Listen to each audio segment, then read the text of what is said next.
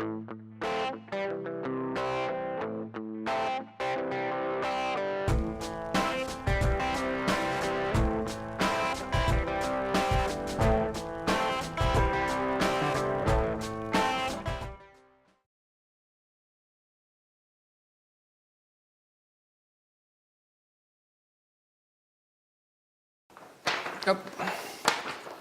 Bonjour Pascal. Salut. Un nouvel épisode de ce blog et aujourd'hui on va parler du buzz et de la publicité. Donc je vais commencer immédiatement par la première question et vous demander quelle est votre définition du buzz. Aujourd'hui, je dirais que le fait qu'on voit à l'écran, ça va faire du buzz. Et je pense que ça vous allez doper le blog. On verra les stats après sur Le j'aime qu'on va avoir en bas de l'écran, ça va être phénoménal. Le buzz, c'est le bourdonnement, quoi. C'est un anglicisme de bourdonnement. Je crois que ça va bourdonner un peu là. C'est le marketing viral. Enfin, vous le savez, Maxime. Dans la perche avec les questions. Par contre, le buzz, la façon, c'est pas forcément aujourd'hui ce qu'on pourrait. Dans le langage commun, le buzz, il est associé directement à la toile. Ce qui, au départ, n'était pas ça. Au départ, ça englobait plutôt du marketing viral provoqué par l'utilisateur d'un produit ou d'un service. C'était ça le buzz. Et donc, ce qui différenciait d'ailleurs du message publicitaire, parce qu'il n'y avait pas de contrôle du contenu. Le contenu était fait par l'utilisateur. Donc, ce qui était censé crédibiliser le message. Donc, donner un côté authentique. Aujourd'hui, on s'aperçoit que c'est un peu plus complexe. Voilà. D'où la deuxième question. Buzz spontané ou buzz organisé, que vaut-il mieux pour une marque? Je ne sais pas si un buzz spontané ou organisé, c'est pas un peu la même chose. Est-ce qu'il vaut mieux qu'elle-même l'organise? Qui? Ou qu'elle le subisse? Qui elle?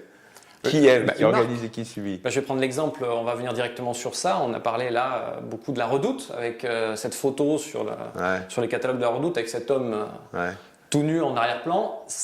Semble-t-il, c'est pas eux qui sont à l'origine de ça, c'est quelque chose de subi en fait, c'est une erreur. Ils n'avaient pas prévu de communiquer là-dessus, mais ça a fait un buzz par la suite. Donc ça, c'est plutôt un buzz spontané. Ils ne sont pas à l'origine de. Je dirais que c'est à l'origine de la véracité du buzz. C'est-à-dire que s'ils l'ont pas fait exprès, à la limite, tant mieux. S'ils l'ont organisé, tant mieux aussi. Ce qu'on peut redouter, c'est la concurrence.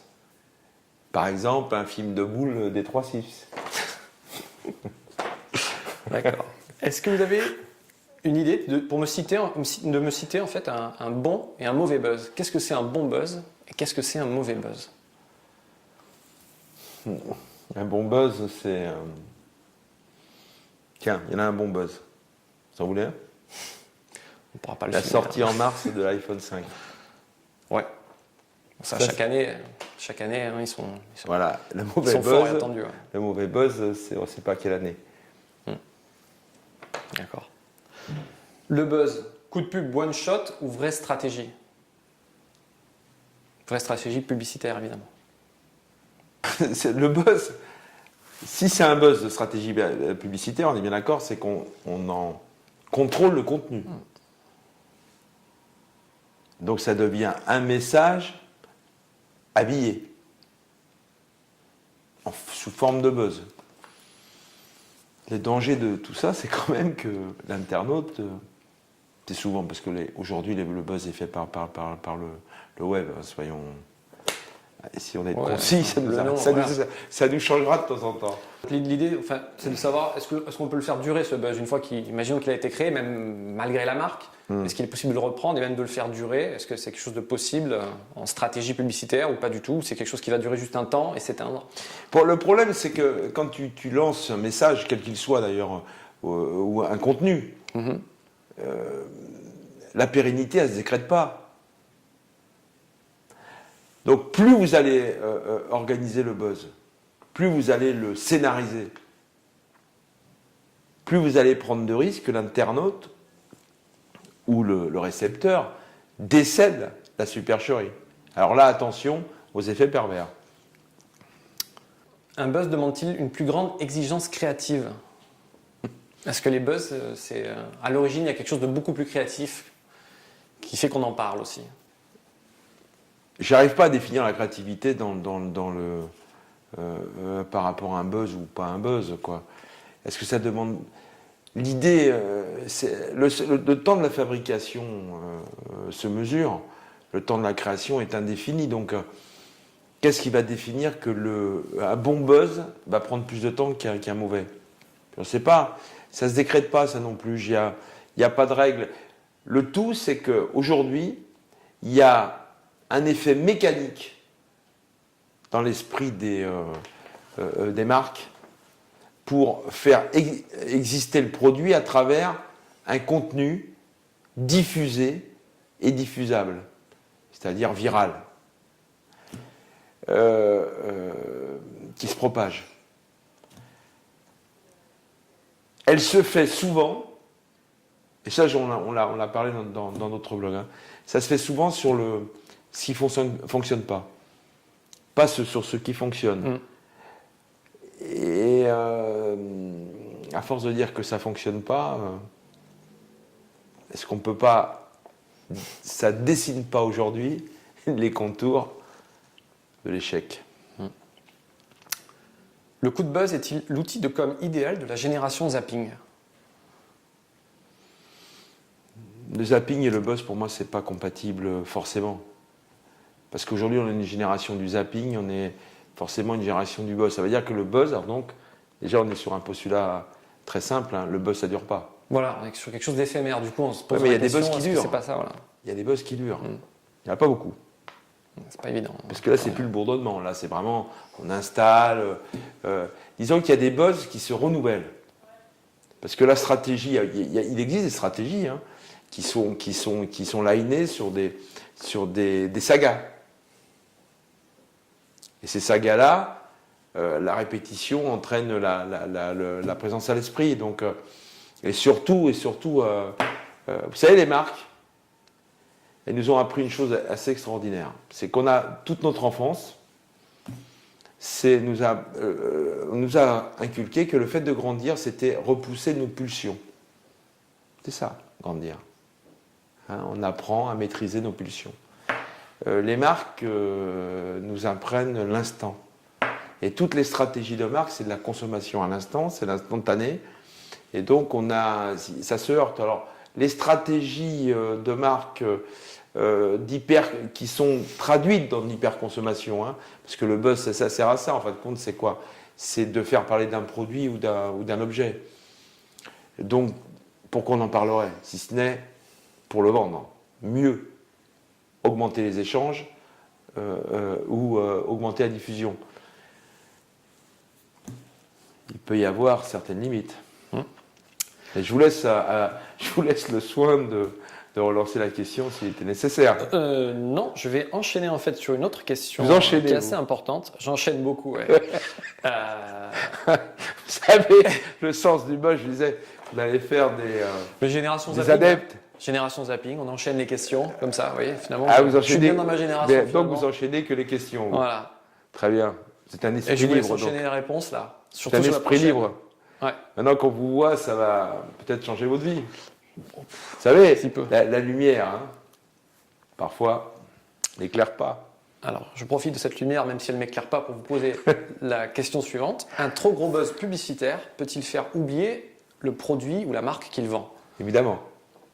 Cannibalisation oblige. Voilà, de quoi on parle? Est-ce qu'on parle de l'effet provoqué par le produit ou du produit lui-même? Mais ça, c'est intéressant. Parce que c'est un peu l'effet poppers. Hein.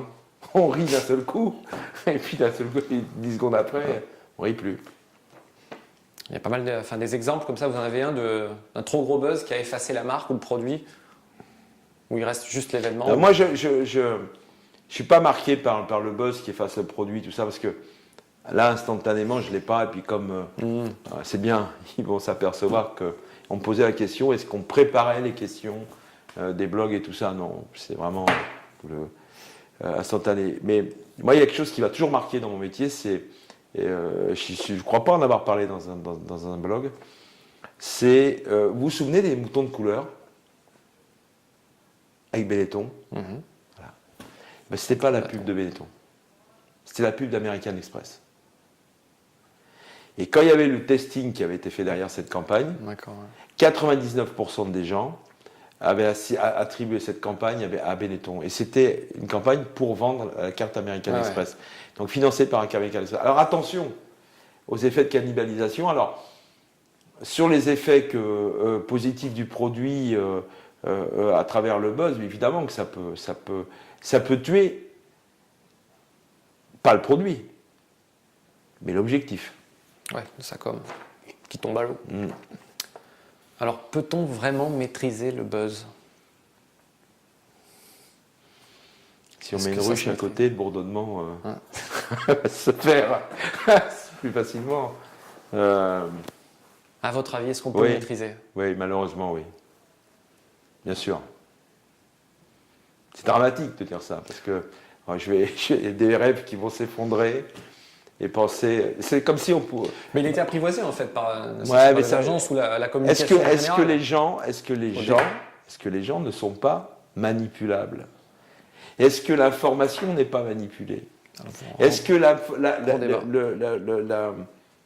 la consommation n'est pas régie par un marché organisé?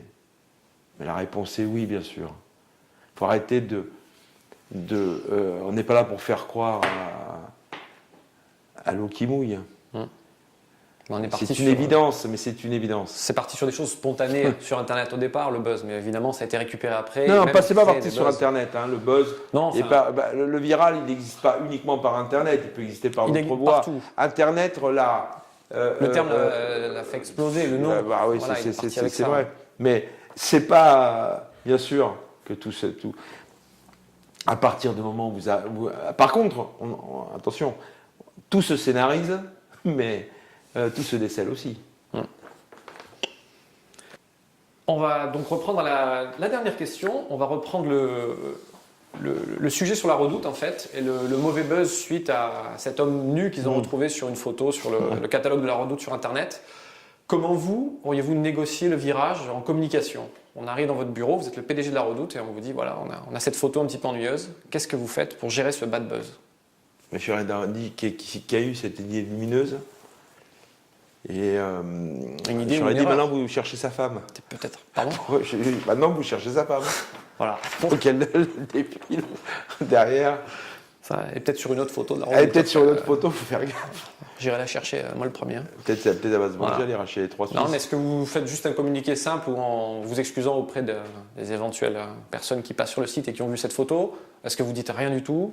Ou est-ce que vous jouez sur ce buzz en rajoutant des mecs tout nus sur toutes les photos?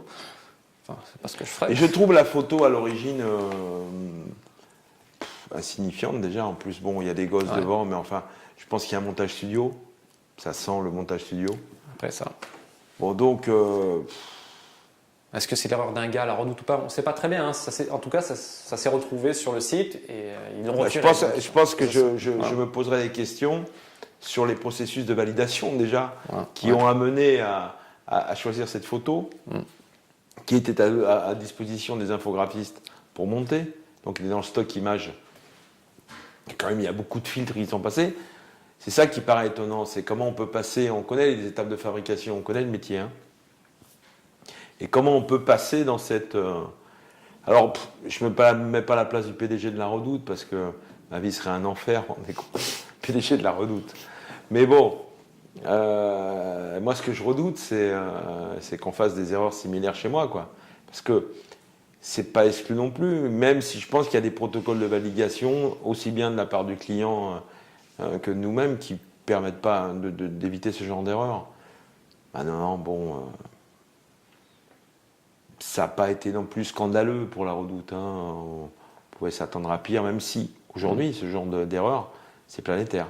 Ça, ce que les gens doivent entendre, c'est que le buzz aujourd'hui, c'est pas forcément du local. Hein. Ça peut être très très vite de l'international, donc du planétaire. Pascal, merci. C'est moi qui, pour une fois, vous remercie de passer à l'antenne. Voilà, on passe à l'antenne. Je me sentirai moins seul. Et ben voilà, et rendez-vous donc au prochain épisode, tous les deux. Je vais vous souhaiter une chose, que ce blog fasse un bon buzz. Voilà. Ciao. Je vous souhaite aussi. Au revoir. Au revoir.